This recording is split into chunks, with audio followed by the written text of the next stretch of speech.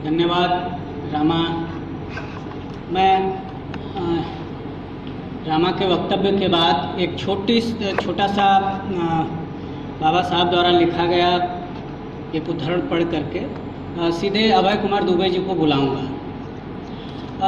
जाति प्रथा ने भारत में क्या रोल अदा किया है, क्या भूमिका अदा की है, इस पर बाबा साहब ने लिखा कि जाति प्रथा ने जन चेतना को नष्ट कर दिया। पब्लिक जो कॉन्शसनेस है उसने सार्वजनिक धर्मार्थ भावना को भी नष्ट कर दिया है। जाति प्रथा के कारण किसी भी विषय पर सार्वजनिक सहमति का होना असंभव हो गया है। जरूरतमंद के लिए सहायता नहीं है, इसी कारण दुखियों की पुकार का कोई जवाब नहीं है। हिंदुओं ने अपनी जाति के हितों स्वार्थों की रक्षा करने में अपने देश के प्रति विश्वासघात नहीं किया।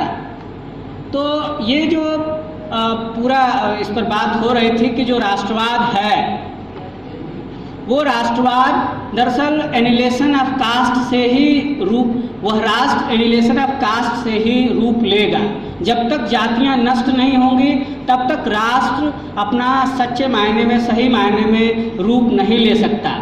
इसीलिए आज भी 21वीं शताब्दी में भी हमारे सामने ये चुनौती बन करके है सामने कि कैसे भारत में जाति उन्मूलन हो। तमाम छोटे छोटे जगहों पर अपने अपने तरीके से लोग सांस्कृतिक सामाजिक जो ग्रुप्स हैं वे लोग अपने तरीके से सामाजिक परिवर्तन का, जाति के उन्मूलन के कार्यक्रम को चला रहे हैं। लेकिन सवाल है कि जितना ज़्यादा संगठित रूप से उस पर हमला है उसी तीव्रता के साथ जो जाति उन्मूलन के कार्यक्रम का संगठन है वो नहीं हो पा रहा है। तो इस पूरे इसको ध्यान में रखते हुए मैं अभय कुमार दुबे जी से निवेदन करता हूं कि वो आएँ और अपना वक्तव्य दें। अभय कुमार दुबे जी।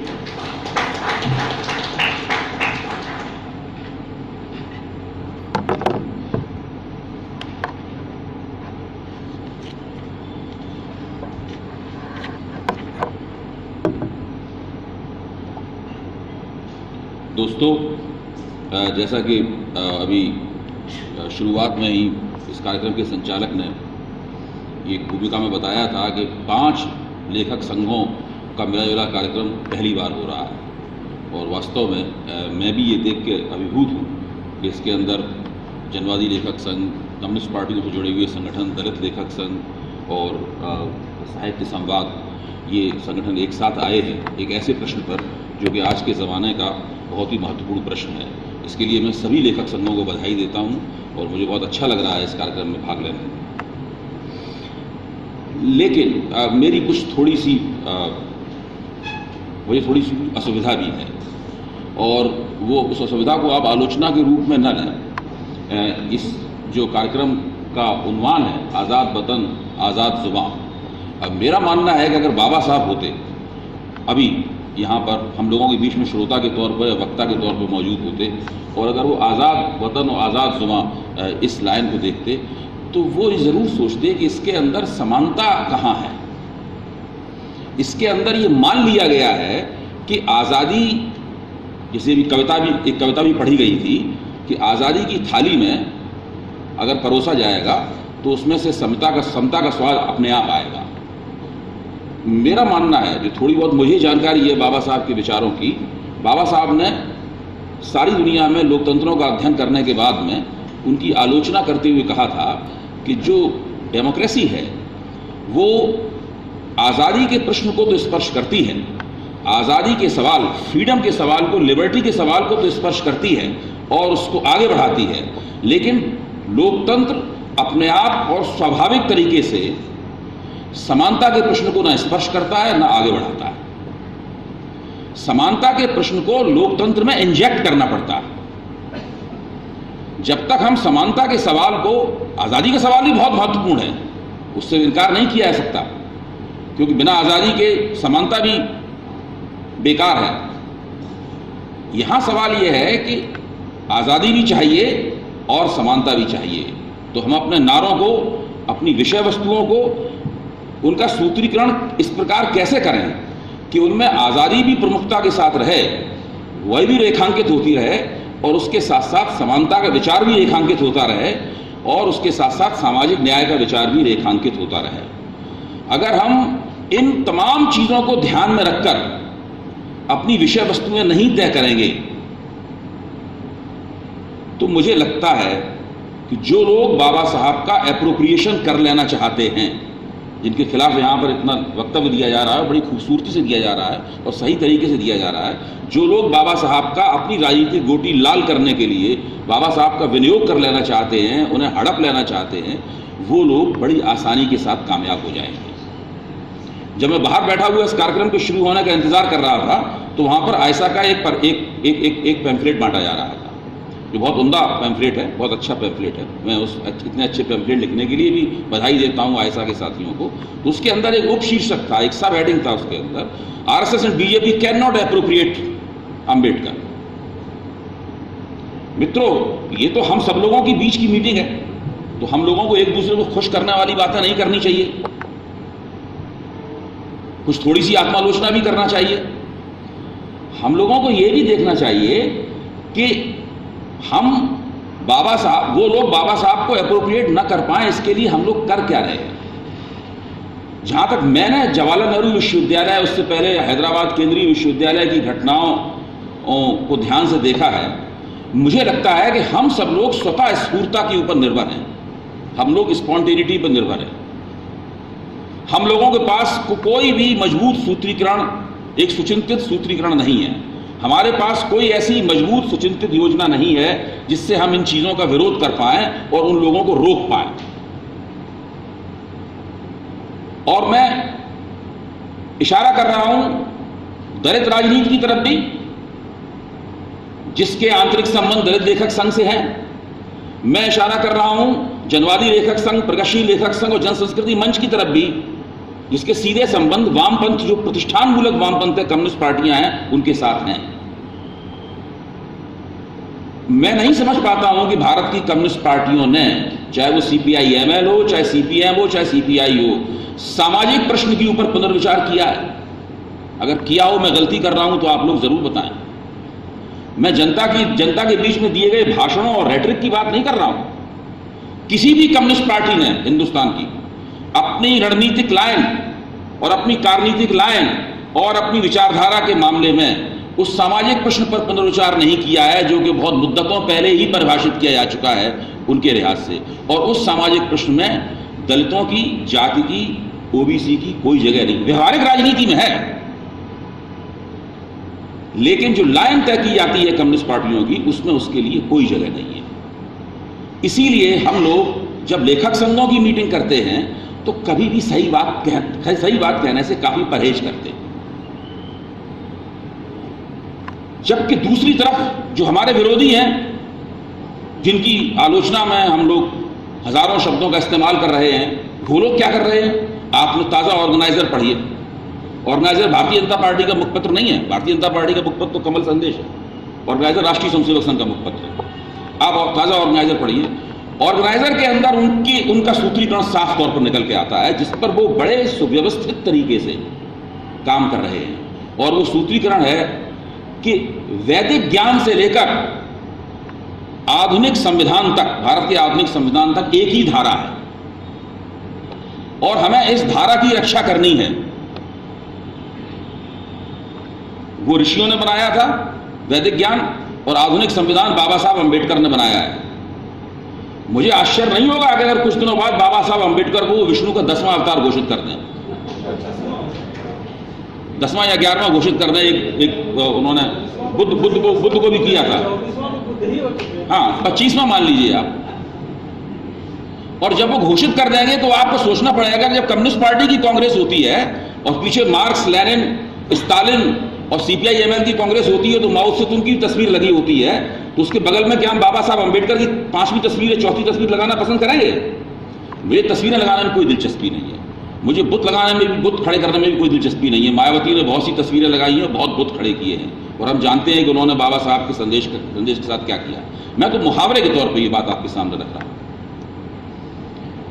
उन लोगों का प्रयास हम लोगों से कहीं ज्यादा आगे है, कहीं ज्यादा गहरा है, और उन्होंने अपनी थीसिस बना ली है कि दलित विमर्श को छोड़ देना है। दलित विमर्श को वो छूएंगे तो उन्हें बिजली का करंट लगेगा, क्योंकि दलित विमर्श तो सीधे सीधे कहता है कि जो हिंदू समाज की जो मिथकीय संरचनाएं हैं, हिंदू समाज के भीतर जो पवित्रतावादी संरचनाएं हैं, उन संरचनाओं को हमें अंदर से पलट देना है, उनका विरोध करना ही नहीं है, उनके साथ उनका सबवर्जन करना है और नई वैकल्पिक संरचनाएं पेश करनी है। फुले के जमाने से ये पूरा का पूरा प्रयोजन चला रहा है। Doctor Ambedkar riddles of Hinduism से लेकर और बुद्ध धर्म अपनाने तक लगातार यही प्रयोजन पूरा का पूरा दिखाई पड़ता है। तो ये जो दलित विमर्श है ये तो बहुत ही रेडिकल है। ये ना राष्ट्रीय स्वयंसेवक संघ को बिल्कुल पसंद नहीं है, वो इसको छूने से भी इनकार करता है। लेकिन ये दलित विमर्श क्या कम्युनिस्ट पार्टियों को पसंद है? मैंने भी कम्युनिस्ट पार्टियों में जिंदगी के 7-8 साल गुजारे हैं होल टाइमर के तौर पर, और काफी समय मार्क्सवाद में भी खपाया है। मेरा मानना है कि कम्युनिस्ट पार्टियों को भी विमर्श पसंद नहीं है। कम्युनिस्ट पार्टी भी जब अंबेडकर की आज चर्चा करते हैं, या मार्क्सवादी लोग, हमारे मार्क्सवादी साथी अंबेडकर की चर्चा करते हैं, तो उनकी वो एक प्रतीक, एक रूपक के तौर पर चर्चा करते हैं। वो दलित विमर्श के वाहक के तौर पर उनकी चर्चा नहीं करते।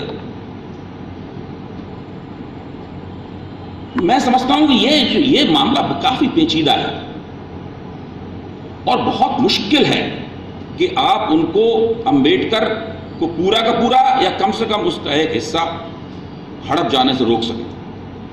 मैं निराश होने के लिए नहीं कह रहा हूं, मैं तो केवल चेतावनी आपके सामने पेश कर रहा हूं। उसकी एक और वजह है, जो दलित राजनीति, उसकी वजह केवल कम्युनिस्ट राजनीति में नहीं है, उसकी वजह दलित राजनीति में भी है। आप दलित राजनीति को देखिए। अंबेडकर कहते हैं साहब ये कास्ट का एनिवेशन होना चाहिए, लेकिन आज के जमाने के सबसे बड़े दलित नेता और जो रणनीतिकार हुए कांशीराम कहते हैं कि जाति को मजबूत करना चाहिए। उन्होंने साफ तौर पे कहा, उन्होंने इस बारे में कोई संदेह नहीं है कांशीराम को, वो साफ तौर पे कहते हैं कि जाति को मजबूत करना चाहिए। जाति इतनी मजबूत होगी, हम उतनी मजबूती के साथ में संसदीय प्रतियोगिता में भाग ले पाएंगे। तो ये तो बिल्कुल दो अलग अलग परिप्रेक्ष्य हैं। वो अपने आप को अंबेडकर का शिष्य भी बताते हैं, अंबेडकर का अनुयायी भी बताते हैं, और साथ में अंबेडकर के इस बुनियादी विचार का खंडन भी करते हैं। और मैं कांशीराम का विरोध करने के लिए ये बात नहीं कह रहा हूं, मैं तो कांशीराम का बड़ा शहदाई हूं, बड़ा भारी प्रशंसक हूं। और कांशीराम की मैंने किताब भी लिखी है, और मेरे किसी दलित विद्वान ने आज तक नहीं कहा कि मैंने कांशीराम का उसमें गलत रिप्रेजेंटेशन किया है। मैं तो सिर्फ आपके सामने हकीकत रख रहा हूं, क्योंकि अंबेडकर ने जिस दलित राजनीति की नींव डाली थी, जो शुरुआत की थी, वो दलित राजनीति व्यवहारिक जमीन पर चलते चलते, महाराष्ट्र से चलते चलते उत्तर भारत तक आते आते अंबेडकर के जो बुनियाद, अंबेडकरवादी विमर्श का जो बुनियाद थी, उस बुनियाद से काफी कुछ हट चुकी है।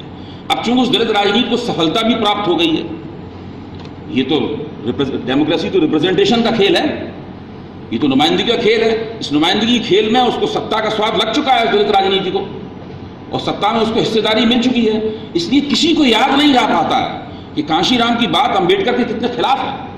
कोई इस बात को कहना भी नहीं चाहता।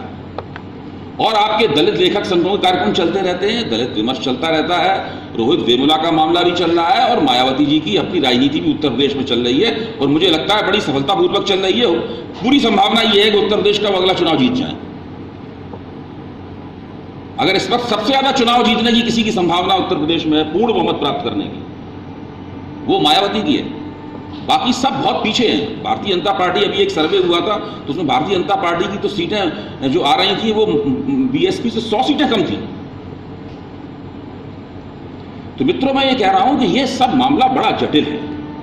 केवल अलंकारपूर्ण भाषा का इस्तेमाल करके और अपने मन को और दूसरों के मन को गुदगुदाने वाली बातें कहकर खुश मत होइए। दलित विमर्श का मसला बड़ा पेचीदा है।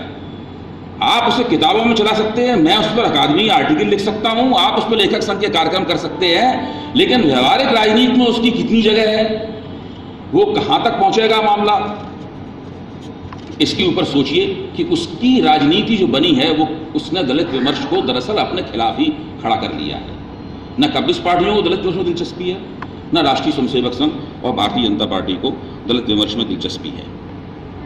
इसीलिए जब सीताराम येचुरी हैदराबाद जाते हैं और वहां वो कहते हैं कि भाई ये तो बहुत अच्छी बात है कि जय भीम और लाल सलाम साथ साथ आ रहा है, इसीलिए दलित चिंतक आनंद तेल तुंबड़े को कहना पड़ रहा है कि ये बात, नारा सुनने में तो बहुत अच्छा लगता है, जय भीम और लाल सलाम साथ साथ आ रहा है, ये बात तो बहुत अच्छी है, लेकिन ये वास्तव में साथ साथ रहे और कम्युनिस्ट वामपंथी आंदोलन दलित विमर्श के जरिए, अंबेडकर के विचारों के जरिए अपना पुनर्संस्कार कर पाए, इसके लिए तो कम्युनिस्ट पार्टियों को अपने विचारों में, अपनी रणनीति में, अपनी कार्यनीति में ये तीनों जो आयाम, महत्वपूर्ण आयाम हैं, इन तीनों के अंदर बड़े रेडिकल संशोधन करने पड़ेंगे। जब तक आप वो रेडिकल संशोधन नहीं करेंगे, तब तक इस सतह पे होने वाली जो कार्रवाई है, इसका कोई बहुत गहराई तक असर नहीं होगा। तो अब जो सांस्कृतिक प्रतिनिधि हैं, लेखक संघों का कार्यक्रम है, ये उनकी जिम्मेदारी है कि वो अपने दलित राजनीतिक समुदाय के जो नेता हैं उनके साथ भी चर्चा करें, उनके सामने भी प्रतिवेदन पेश करें, और जो जनवादी लेखक संघ, प्रगतिशील लेखक संघ, जन संस्कृति मंच के जो कारकुन हैं, नेता हैं, ये उनकी भी जिम्मेदारी है कि वो कम्युनिस्ट पार्टी के नेताओं के सामने भी प्रतिवेदन पेश करें। मैं CPI-ML की धारा से आता हूं और मुझे याद है कि CPI-ML ने थोड़ा सा वर्ग से अलग हटकर एक बार दलित महासभा बनाने का भी प्रयोग किया था, लेकिन उनका प्रयोग 2 महीने नहीं चला। विनोद मिश्र ने बाद में अपने एक आर्टिकल में लिखा, it was fizzled out from the very beginning. ऐसा क्यों हुआ? उन्हें जरूरत महसूस हुई। ये CPI-ML वही पार्टी है, जब मैं दिल्ली में 1980 में रहने के लिए आया था, उस वक्त दिल्ली के वामपंथी सर्किल्स में CPI-ML को चमार पार्टी कहा जाता था। ये मध्य बिहार के जो भूमिहीन गरीब किसान थे, जो कि दलित जातियों से आते थे, उन दलित जातियों की नुमाइंदगी वहां पर कर रही थी सामंतवाद के खिलाफ संघर्ष में। इसलिए यहां पर दिल्ली में उसको चमार पार्टी कहा जाता था, CPI-ML। ये वो पार्टी है, ऐसी पार्टी इसको चमार पार्टी कहा जाता था। जब उसने दलित महासभा बनाई तो उसकी 2 महीने क्यों नहीं चला उसका ये उद्यम 2 महीने तक क्यों नहीं चल पाया उससे ज्यादा? उसकी सीधी वजह यह है कि जब तक जो वर्ग का जो हॉर्स विजन है, जो क्लास रिडक्शनिज्म है, जब तक आप उसके अंदर फंसे रहेंगे, तब तक ना तो जाति के प्रश्न पर गंभीरता पूर्वक और गहराई से सोच पाएंगे और व्यापकता से सोचेंगे, नहीं जेंडर के प्रश्न पर गंभीरता और व्यापकता सोचेंगे। आज तक क्लास का जेंडर के साथ भी मित्रता पूरी अच्छी स्थापित नहीं हो पाई है, और क्लास की कास्ट के साथ भी अच्छी, उस प्रश्न के साथ भी उसकी मित्रता स्थापित नहीं हो पाई है। इसीलिए कभी कभी मैं कहता हूं कि अंतर्राष्ट्रीय स्तर पर कम्युनिस्ट आंदोलन की सफलता का कारण वजह ये नहीं है कि सोवियत संघ का पराभव हो गया या चीन की कम्युनिस्ट पार्टी बाजार कम्युनिस्ट पार्टी में बदल गई, मतलब ये तो है ही उसके कारण। बहुत बड़ा कारण ये है कि क्लास की, जेंडर के साथ मित्रता स्थापित नहीं हो पाई। और भारत में कम्युनिस्ट आंदोलन कभी भी एक बहुत बड़ी ताकत नहीं बन पाया। उसका एक बहुत बड़ा कारण ये है कि यहाँ कास्ट की, जेंडर के साथ मित्रता स्थापित नहीं हो पाई। अब ये सब कैसे किया जाए? मेरे पास इतनी काबिलियत नहीं है कि मैं बता पाऊँ कि ऐसे किया जाए, और ये बहुत मुश्किल काम है। ये तो वो लोग जो ज़मीन पर लड़ रहे हैं, हम लोग ज़मीन पर नहीं लड़ रहे हैं, मुझे कम से कम इस मामले में कोई मुगालता नहीं है। जो लोग ज़मीन पर लड़ रहे हैं, उन्हीं को बैठकर इस पर दिमाग खपाना होगा और सोचना होगा कि ये सब काम कैसे किया जाए। मित्रों, ये बड़ा मुश्किल काम है, और आज हमें कुछ खास तरह की घटनाओं के कारण ये ऐतिहासिक मौका मिला है कि हम इस काम को कर पाएं। अभी तक तो हमारे पास इस प्रकार की गुंजाइश ही नहीं थी। समाज ने और सार्वजनिक जीवन ने हमारे सामने इस तरह का इशारा भी पेश नहीं किया था कि हम इस काम को कर पाएं, लेकिन अब ये इशारा हमें मिल गया है। हम चाहें, जो कम्युनिस्ट बुद्धिजीवी हैं, जो कम्युनिस्ट आइडियोलॉग्स हैं, और दलित बुद्धिजीवी हैं और दलित आइडियोलॉग्स हैं, वो चाहें तो इस काम को कर सकते हैं। तभी वास्तव में हम लोग जो पॉलिटिकल डेमोक्रेसी है उसको अंबेडकर के सपनों के मुताबिक एक सोशल डेमोक्रेसी में बदल पाएंगे।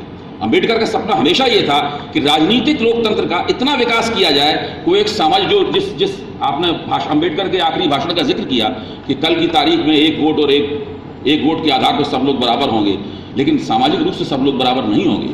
तो राजनीतिक लोकतंत्र सामाजिक लोकतंत्र में कैसे विकसित हो, इसके लिए आमतौर पर मान लिया गया है कि अगर आर्थिक लोकतंत्र आ जाएगा तो सामाजिक लोकतंत्र अपने आप आ जाएगा, लेकिन ऐसा नहीं होता है।